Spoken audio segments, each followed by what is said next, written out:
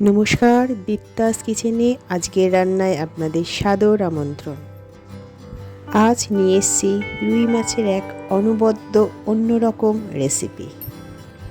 রুই কাতলার ঝাল, ঝোল, কালিয়া এ তো আমরা রোজ খেয়েই থাকি, তবে স্বাদ বদলের এই রান্নার স্বাদ আপনি একবার খেলে কখনো ভুলতে পারবেন না, এ কথা বলতেই পারি।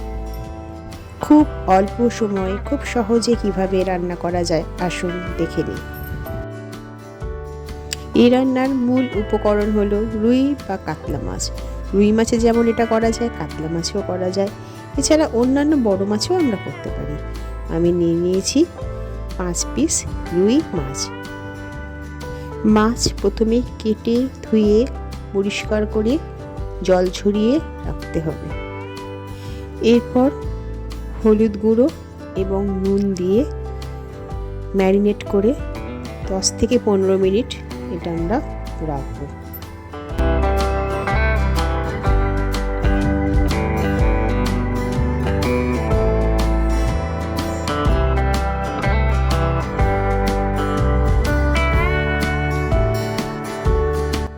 মাছটা ম্যারিনেট করতে দিলাম। এরপর কি লাগছে, ছোট ছোট সূক্ষ্ম করে কাটা পেঁয়াজ কুচি, ছোট ছোট করে কাটা টমেটো কুচি, আলু মাছের ঝোলের মতন করে লম্বা করে কাটা, আর ধনেপাতা। প্রথমে মাছটা ভেজে নেব। এর জন্য কড়া গরম করে তাতে সর্ষের তেল দিয়ে, তেল গরম হলে মাছগুলো এক এক করে ভেজে নেব। মাছের প্রতিটা পিঠ বেশি আঁচে 2 মিনিট করে ভাজবেন। লালচে হয়ে এলে কড়া থেকে তুলে নেবেন। এইভাবে ভাগে ভাগে পুরো মাছটাই আমরা ভেজে নিচ্ছি। দেখুন,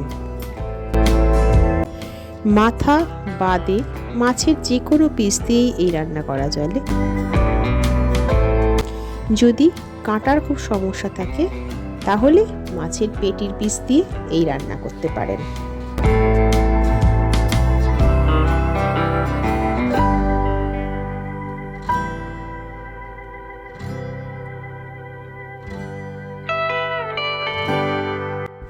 দেখুন, মাছ ভাজা হয়ে গেছে। এরপর আলুগুলো আমরা ভেজে নেব। আলুগুলো খুব বেশি ভাজতে হবে না, একটু লালচে হয়ে এলে চলবে। তাই বেশি আঁচে মিনিট 3-4 আলুগুলোকে নাড়াচাড়া করে কড়া থেকে তুলে নেব। দেখুন, আলু কিন্তু খুব বেশি লাল করে ভাজিনি। এরপরে ওই তেলেই পেঁয়াজ কুচিগুলো দিয়ে দিতে হবে। পেঁয়াজ কুচি একটু নাড়াচাড়া করে যখন একটু নরম হয়ে সোনালি রং ধরবে তখন টমেটো কুচিগুলো দিয়ে দিতে হবে। দিয়ে 1 থেকে 1.5 মিনিট ভালো করে নাড়াচাড়া করে একটু ঢাকা দিয়ে রাখতে হবে। 3 মিনিট পর ঢাকা খুলে দেখুন বেশ পেঁয়াজ এবং টমেটো নরম হয়ে এসছে। এরপর ভাজা আলুগুলোতে দিয়ে দেব। আলুগুলো 1 মিনিট নেড়ে এরপরে গুঁড়ো মশলা দেব। হলুদ 1 চামচ, কাশ্মীরি লঙ্কার গুঁড়ো 1.5 চামচ, নুন স্বাদ অনুযায়ী, আর লাল লঙ্কার গুঁড়ো 1 চামচ। চাইলে আর একটু বেশি লঙ্কা দিতে পারেন ঝাল ভালোবাসলে। এরপর মশলাগুলো 1 থেকে 1.5 মিনিট বেশি আঁচে ভাজতে হবে। তারপরে লঙ্কা দিয়ে দিলাম, 2টো লঙ্কা ভেঙে দিলাম, 2টো লঙ্কা আস্ত দিলাম। 1 মিনিট পরে মশলা ভালো করে ভাজা হলে 1 কাপ জল দিলাম। জল দিয়ে ভালো করে সবটা নাড়িয়ে একটু ঢাকা দিয়ে রাখতে হবে মিনিট 5। আলু সেদ্ধ হয়ে এলে ঢাকা খুলে আর একটু নাড়াচাড়া করে ভাজা মাছের টুকরোগুলো গ্রেভিতে দিয়ে দিতে হবে। ভাজা মাছের টুকরোগুলো দেওয়ার পরে গ্যাস বাড়িয়ে আস্তে আস্তে মাছের টুকরোগুলোকে সাবধানে উল্টে দিতে হবে।